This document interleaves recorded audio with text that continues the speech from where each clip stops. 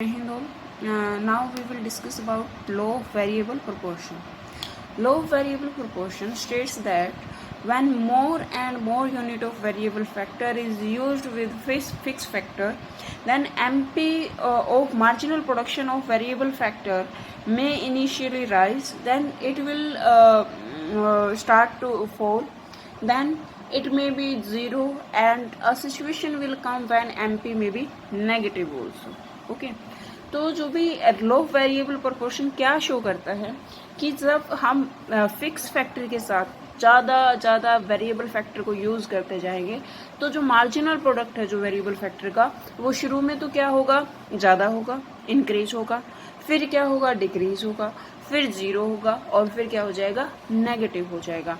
हमने last video में TP and MP की रिलेशनशिप हमने पढ़ी थी, तो आप इस डेफिनेशन को टीपी के अकॉर्डिंग भी बता सकते हो कि when more and more unit of variable factor are used with fixed factor, then total production initially total production will increase at increasing rate. क्योंकि मैंने शुरू में क्या किया कि एमपी क्या होगा, इंक्रीज होगा, तो एमपी इंक्रीज होगा तो टीपी किस रेट से इंक्रीज होगा, इंक्रीजिंग रेट से इंक्रीज होगा. ठीक है, then TP will increase at decreasing rate. and जब MP सेकेंड जो स्टेज थी वो क्या थी कि MP क्या हो जाएगा, फॉल होना शुरू हो जाएगा. MP फॉल होगा तो TP किस रेट से इंक्रीज होगा, डिक्रीजिंग रेट से. Then MP will zero, MP zero होगा तो TP विल भी maximum and then TP will declining. Okay, जब MP नेगेटिव होगा तो TP क्या हो जाएगा, डिक्लाइन होना शुरू हो जाएगा. तो हमने एक टेबल हमने उस दिन की थी, तो मैं आज वही टेबल बनाती हूँ जो कि सारी डेफिनेशन को एक तरह से एक्सप्लेन कर रही है. ठीक है, तो law of variable proportion short run production function है ये एक तरह से. इसको variable proportion, law of variable proportion भी कहते हैं. तो इसमें के फॉर कैपिटल, अपने के को क्या मानना है, कैपिटल मानना है, और जो कि क्या है, कांस्टेंट है. ठीक है, और लेबर जो कि वेरिएबल फैक्टर है, इंक्रीज करते हैं हम आउटपुट को इंक्रीज करने के लिए.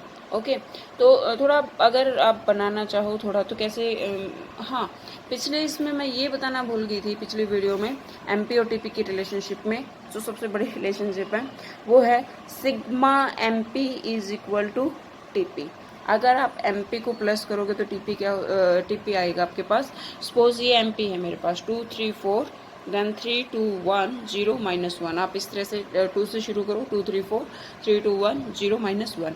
ठीक है, एमपी है. और मैं ये कह रही हूँ कि मेरे पास ये एमपी गिवन है, तो जो 5 लेबर यूज़ किए गए हैं तो आप मुझे बताइए कि टोटल प्रोडक्शन कितना है.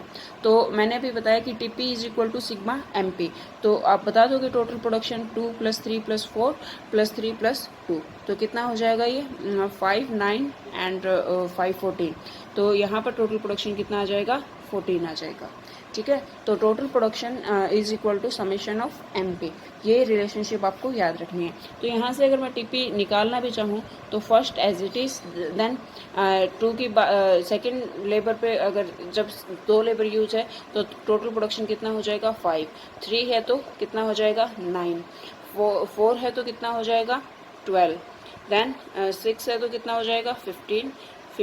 देन माइनस है ना, 15 प्लस -1 अगर -1 अगर करोगे तो कितना हो जाएगा, 14 हो जाएगा. ठीक है, तो यहाँ पर कितना होगा, 14. तो ऐसे करके आप इस टेबल को लगा सकते हो कि पहले एमपी निकाल लिया और फिर टीपी होगा.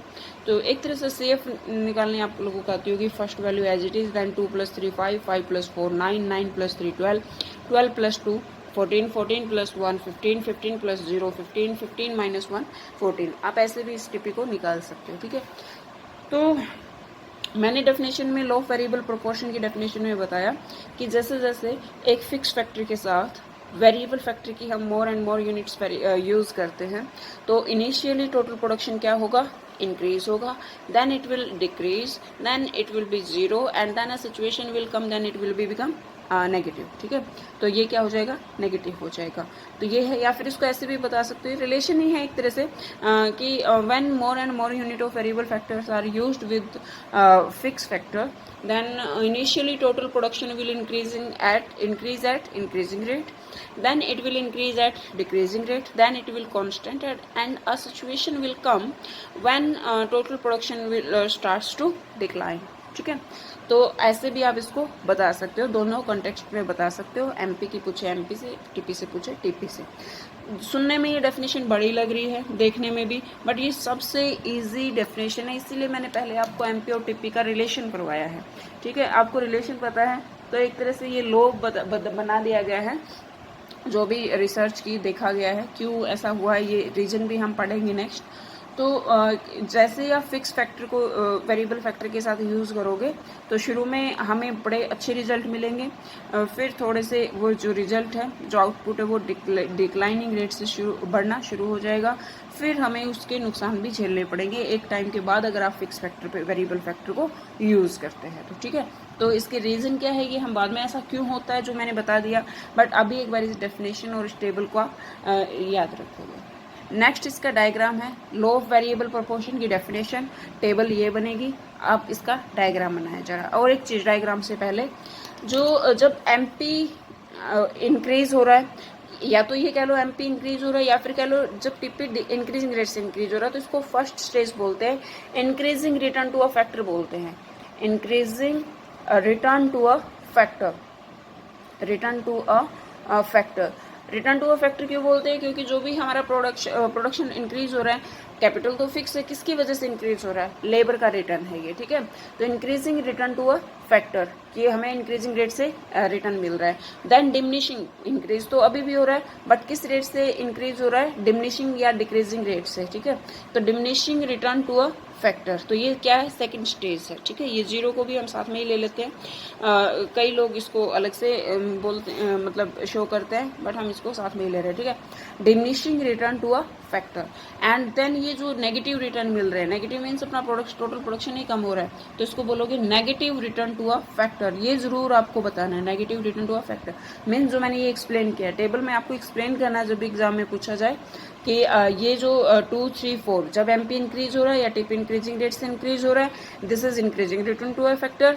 जब ये एमपी डिक्रीज हो रहा है या टीपी डिक्रीजिंग रेट से इंक्रीज हो रहा है, तो diminishing return to a factor. When MP is negative, और you can say when TP is falling, then it is negative return to a factor, ठीक है। तो ये आपको जरूर लिखना है। अब इसका डायग्राम हम बनाते हैं, मैं फ्री हैंड डायग्राम ही इसमें बनाना चाहूँगी, पॉइंट्स के में थोड़ी वो क्लैरिटी नहीं आती जब पॉइंट्स बनाते हैं, पॉइंट्स का भी सीख लेना।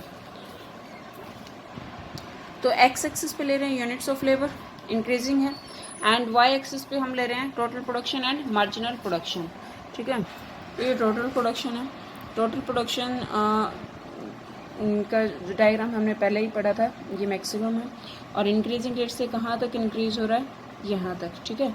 ये क्या है, इंक्रीजिंग रेट से एक तरह से इंक्रीज हो रहा है, तो ये क्या है, आपकी फर्स्ट स्टेज है। जब मैक्सिमम है ये क्या है, सेकंड स्टेज है, और जब कम होना शुरू हो जाता है तो ये क्या है, थर्ड स्टेज है। दो तरह से आप इसको डायग्राम में बना सकते हो, क्योंकि मुझे इसमें एमपी भी शो करना है, तो एमपी की रिलेशनशिप भी डायग्राम में, टीपी और एमपी की रिलेशनशिप भी दिखनी चाहिए। तो ऐसे में एमपी को मैं अगर इसी डायग्राम में देखूं, तो जब तक ये एमपी ऐसा जाएगा, एक सेकेंड,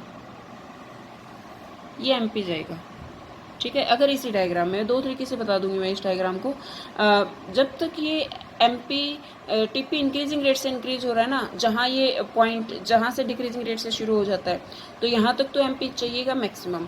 क्यों, क्योंकि सेकंड स्टेज में जब टीपी डिक्रीजिंग रेट से इंक्रीज हो रहा है, तो एमपी क्या होना चाहिए, फॉलिंग होना चाहिए। समझ में आ रही है, जब तक ये इंक्रीजिंग रेट से इंक्रीज हो रहा है, तो एमपी क्या होना चाहिए, बढ़ता हुआ, ठीक है। और जब ये सेकंड स्टेज आ जाती है कि टीपी जब डिक्रीजिंग रेट से बढ़ना शुरू कर देता है, तो एमपी होना चाहिए डिक्रीजिंग, और जब ये मैक्सिमम है तो इसके सामने ये होना चाहिए जीरो, वाई एक्सिस को टच करेगा, और जब टीपी डिक्रीज होना शुरू हो जाता है तो एमपी होना चाहिए नेगेटिव, ठीक है। तो ये फर्स्ट स्टेज है, सेकेंड स्टेज है, एंड थर्ड स्टेज है। तो ये चीज़ें आपको थोड़ा सा ध्यान रखनी पड़ेगी डायग्राम में, ये रिलेशन एक तरह से शो होना चाहिए डायग्राम में। इसको एक तरीके से और भी मैं बता देती हूँ, ये थोड़ा बोर्ड छोटा है, थोड़ा एडजस्ट कर लेना। मीन्स 2 डायग्राम आप बना सकते हो, ऊपर मैंने टीपी का बना दिया, ठीक है। बात वही रहेगी सेम कि जब तक ये इंक्रीजिंग रेट से इंक्रीज हो रहा है, ठीक है, तो तब तक हमें एमपी, एक डायग्राम में अगर दिक्कत हो रही है तो एमपी क्या होना चाहिए, तब तक बढ़ता हुआ होना चाहिए, ठीक है। और जब ये डिक्रीजिंग रेट से, मतलब जब तक ये मैक्सिमम है, यहाँ से एमपी 0 होना चाहिए और सेकंड स्टेज में ये कम होना चाहिए, ये ऐसे जाएगा एमपी, ठीक है। तो जब ये मैक्सिमम है, मैक्सिमम के बिल्कुल इधर परपेंडिकुलर आप करके दिखाओगे कि देखो जब मैक्सिमम है तो एमपी क्या है, 0।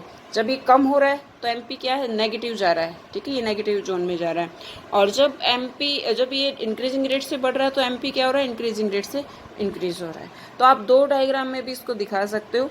यहाँ पर यूनिट्स ऑफ लेबर है दोनों जगह, इधर वाई एक्सिस पे ये बताना था, वाई एक्सिस पे क्या जा रहा है,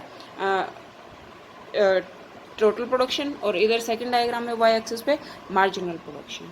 ओके, तो आप इस तरह से ये डायग्राम बना सकते हैं। इनकी आप प्रैक्टिस करोगे, बना के दिखाओगे अच्छे से, मुझे ये होमवर्क सेंड करोगे बाय मंडे।